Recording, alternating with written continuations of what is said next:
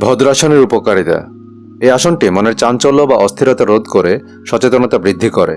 দুই অরুর সংযোগস্থলে স্ট্রেচিং হয়, নিম্নাঙ্গে রক্ত সরবরাহ বাড়ে, ফলে রিপ্রোডাক্টিভ অর্গান সুস্থ থাকে। পোশ্চার অর্থাৎ দাঁড়ানো বা বসার ভঙ্গি ঠিক করতে এই আসনটি খুব কার্যকর। পায়ের টেন্ডন ও লেগামেন্টের সুন্দর ব্যায়াম হয়, পায়ের গোড়ালি এবং হাঁটুর ভালো স্ট্রেচিং হয়, মেরুদণ্ড ও পিঠের পেশির শক্তি বৃদ্ধি করে। ভদ্রাসনের ক্ষেত্রে সতর্কতা। এই আসনটির ক্ষেত্রে খুব বেশি সতর্কতা নেই, তবে প্রচণ্ড আর্থ্রাইটিস এবং হাঁটু বা গোড়ালিতে কোনো সার্জারি বা ইনজুরি থাকলে এটি করা যাবে না। ভদ্রাসন করার প্রক্রিয়া। মেরুদণ্ড সোজা রেখে দুপা সামনের দিকে ছড়িয়ে দণ্ডাসনে বসি। দুপায়ের হাঁটু ভাঁজ করে পায়ের পাতা মুখোমুখি লাগিয়ে দু হাত দিয়ে ধরে দুই পা শরীরের কাছাকাছি আনে এবং সম্ভব হলে পায়ের গোড়ালিকে উরুর সংযোগ স্থলে লাগাই।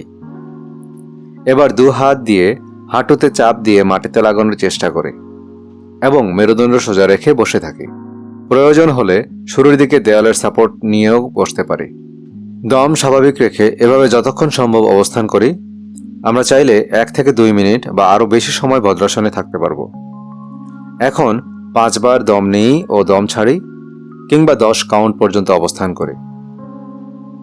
1, 2, 3, 4, 5, 6, 7, 8, 9, 10। এবার দুপা সোজা করি এবং একটু নাড়াচাড়া বা শেক করে নিই।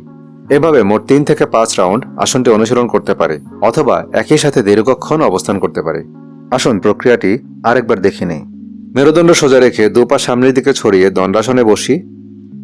দুপায়ের হাঁটু ভাঁজ করে পায়ের পাতা মুখোমুখি লাগিয়ে দু হাত দিয়ে ধরে দুই পা শরীরের কাছাকাছি আনে এবং সম্ভব হলে পায়ের গোড়ালিকে উরুর সংযোগ স্থলে লাগাই। এবার দু হাত দিয়ে হাঁটুতে চাপ দিয়ে মাটিতে লাগানোর চেষ্টা করি এবং মেরুদণ্ড সোজা রেখে বসে থাকি।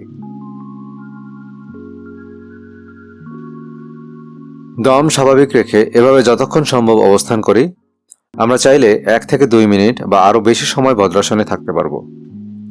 এখন 5 বার দম নিই ও দম ছাড়ি, কিংবা 10 কাউন্ট পর্যন্ত অবস্থান করি। 1, 2, 3, 4, 5, 6, 7, 8, 9, 10। এবার দুপা সোজা করি এবং একটু নাড়াচাড়া বা শেক করে নিই। এভাবে মোট 3 থেকে 5 রাউন্ড আসনটি অনুশীলন করতে পারে, অথবা একই সাথে দীর্ঘক্ষণ অবস্থান করতে পারে।